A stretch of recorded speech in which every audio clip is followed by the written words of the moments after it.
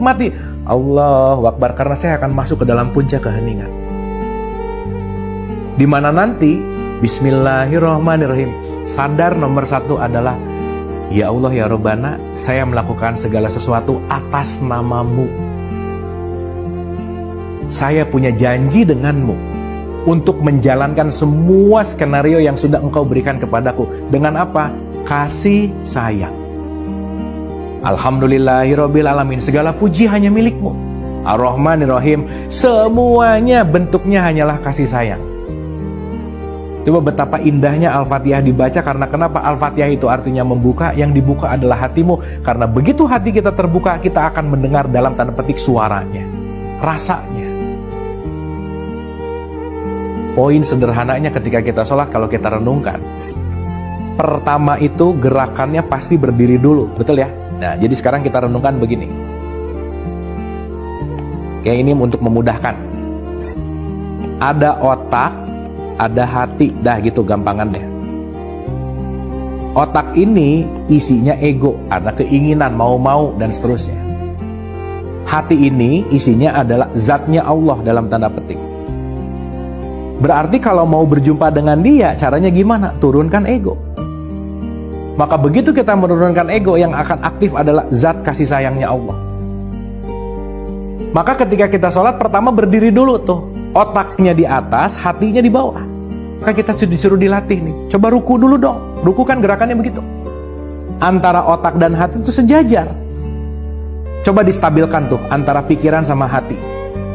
Jangan membiarkan otakmu ini keinginan-keinginan ego yang mendominasi. Setidaknya sejajarkan dulu dengan hati nurani. Karena kenapa? Allah tuh tidak ada di otak dalam tanda petik, tetapi ada di rasa. Membiarkan Allah yang menjadi nakhoda, membiarkan kasih sayang yang menjadi nakhoda, disejajarkan. Itu fungsi ruku. Sehingga fungsi yang tertinggi adalah ketika seseorang sujud, meletakkan semua ego di bawah, meletakkan semua keinginan di bawah, meletakkan semua hawa nafsu di bawah, membiarkan nuraninya, Allahnya, hatinya, kolbunya yang mengontrol kita. Maka sering dikatakan bahwa sujud itu adalah posisi terdekat dengan Tuhan.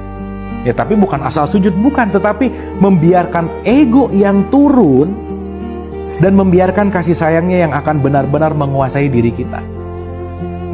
Maka pada akhirnya diakhiri dengan salam kanan dan salam kiri.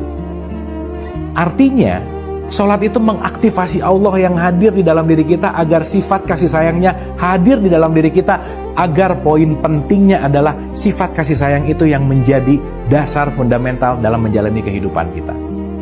So, utsluma uhiya ilaika minal kitab wa aqimis sholat inna sholata tanha anil fahsya'i wal munkar.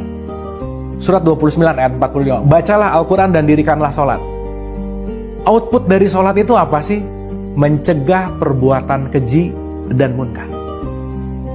Maka ini hal yang paling penting mungkin yang bisa disampaikan di pertemuan ini, di episode kali ini. Kalau kita berbicara sholat itu 5 waktu, yang 5 waktu itu adalah ritual sholatnya. Dari mulai subuh, mungkin ini kalau ini jam, ini zuhur di sini, asar di sini, maghrib di sini, isya di sini. Ini adalah waktu-waktu ritual sholat. Tetapi jangan lupa, intisari sholat bukan di ritualnya, tetapi perilaku kita setelah ritual. Di antara ritual-ritual inilah bagaimana sifat anil fahsya'i wal munkar, sifat di mana mencegah perbuatan keji dan munkar itu dilakukan. Maka mudah-mudahan kita tidak ahli hanya di bidang ritualnya, tetapi bagaimana ritual membawa kita menuju kepada kedamaian, sehingga kedamaian itu yang akan kita lakukan di dalam kehidupan kita sehari-hari. Maka mohon maaf harus saya sampaikan, rajin sholat 5 waktu itu belum prestasi di hadapan Allah. Tapi prestasimu adalah ketika selesai sholat, kamu semakin dermawan, semakin memaafkan orang, semakin berbuat kebaikan, dan semakin bermanfaat. Oleh karena itu, mari kita sholat bukan hanya ritual, di mana itu sangat penting sekali ritual. Tetapi mari kita jadikan setiap saat adalah sholat, setiap saat adalah terhubung dengan Allah, setiap saat adalah menjadikan kasih sayangnya perilaku kita untuk bermanfaat dan selalu berbuat kebaikan. Selamat sholat, terima kasih, mohon maaf lahir dan batin. Wabillahi taufiq wal hidayah. Assalamualaikum warahmatullahi wabarakatuh.